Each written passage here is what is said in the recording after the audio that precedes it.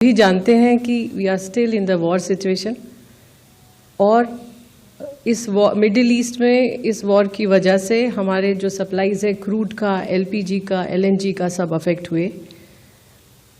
Crude का price, बाकी products का प्राइस भी इंटरनेशनल मार्केट में बढ़ा, बट भारत सरकार ने कई स्तर पर कई इम्पॉर्टेंट डिसीजंस लिए और इस सिचुएशन को बहुत इफ़ेक्टिवली मैनेज करने के लिए आज की तारीख में we have sufficient crude inventories और अगले 2 महीने के लिए supplies have been lined up. Situation is comfortable with respect to LPG and PNG also. हमारी रिफाइनरीज 100% या उससे भी ज़्यादा कैपेसिटी पर ऑपरेट कर रही हैं और domestic production of LPG has increased by almost 40%. LPG आप जैसा जानते हैं कि we have a huge import dependency और इसका 90% जो आ रहा था वो स्ट्रेट ऑफ हॉर्मुज से आ रहा था।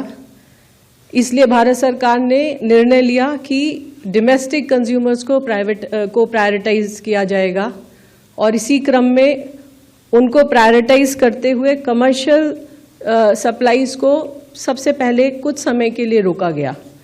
उसके बाद बहुत कैलिब्रेटेड डिसीजन लेते हुए पहले 20% कमर्शियल सप्लाईज को रेस्टोर किया गया, उसके बाद 10% based on ease of doing business for the expansion of PNG network। उसके बाद भारत सरकार ने इसको 50% किया और आज इसको 70% किया गया है। इन सभी प्रयत्नों के फलस्वरूप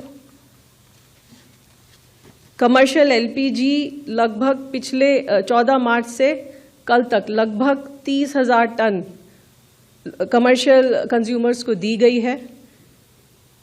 जब भारत सरकार ने ये निर्णय लिए तो ये भी डिसीजन ये भी ख्याल रखा कि restaurant, dhaba, hotel, industrial canteen, migrant labour उनको प्रायोरिटाइज किया जाए। इसके अलावा जो आज ऑर्डर दिया गया है उसमें ये स्पष्ट रूप से कहा गया है कि priority shall be to steel, automobile, textile, dyes, chemicals and plastics. लगभग 30,000 सिलेंडर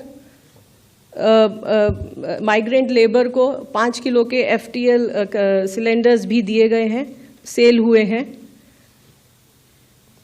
ये सब बताने का कारण ये है कि मैं ये दोबारा से स्पष्ट करना चाहती हूँ कि हमारे पास सफिशिएंट अमाउंट में क्रूड अवेलेबल है, पेट्रोल डीजल पर्याप्त मात्रा में उपलब्ध है, एलपीजी की सप्लाईज इंश्योर्ड हैं, एलएनजी की सप्लाईज इंश्योर्ड हैं, पीएनजी की सप्लाईज इंश्योर्ड हैं। बावजूद इसके कई जगह पर र्यूमर्स देखे गए हैं और उन र्यूमर्स की वजह से पेट्रोल पंप्स पर लंबी लंबी लाइनें भी देखी गई हैं। आपने देखा कि क्रूड का प्राइस, इंडियन बास्केट का भी प्राइस जो लगभग $70 पर बैरल के आसपास घूम रहा था वो $100 से भी ऊपर पहुंच गया। लेकिन इसके बावजूद भी भारत सरकार ने ये इंश्योर किया कि किसी भी प्रोडक्ट की कोई शॉर्टेज ना हो। हमारे आसपास के देश दुनिया भर में फ्यूल प्राइसेस इंक्रीज हुए हैं, लेकिन हमारे यहाँ पेट्रोल, डीजल का कोई प्राइस इंक्रीज नहीं हुआ है।